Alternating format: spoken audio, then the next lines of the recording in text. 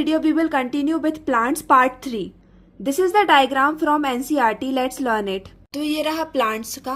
Plants में अगर आपको सीक्वेंस याद रखना है ग्लोबल बायोडाइवर्सिटी का हाईएस्ट टू लोएस्ट, तो उसके लिए ट्रिक है अफा मफल. इसको आप 10 बार बोलो तो आपको याद हो जाएगा क्या बोलना है, अफा मफल. तो A for angiosperm, F for fungi, A for algae, M for mosses, F for fern and allies, L for lichen और एल फॉर लोएस्ट. तो सबसे कम क्या है, लाइकन है. So L for lowest, L for lichen. सबसे ज्यादा angiosperm है और सबसे कम लाइकन है.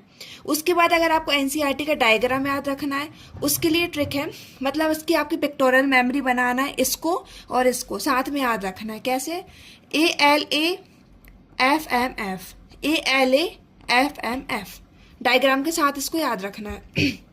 तो सबसे ज्यादा वाली चीज से अपन स्टार्ट कर रहे हैं. तो ए फॉर एंजियोस्पर्म, फिर L for lichen, then A for algae. उसके बाद अगेन सबसे ज्यादा वाली चीज यानी fungi, then mosses, then fern. तो मतलब इस डायग्राम के साथ इसको आपको पिक्टोरियल मेमोरी बना के याद रखना है, जिससे अगर आपको फिल करने आए तो आपको याद रहे कि किस बॉक्स में क्या चीज है. फिर से बताती हूँ, A L A for angiosperm, L for lichen, A for algae. तो A L A F M F, A L A F M F.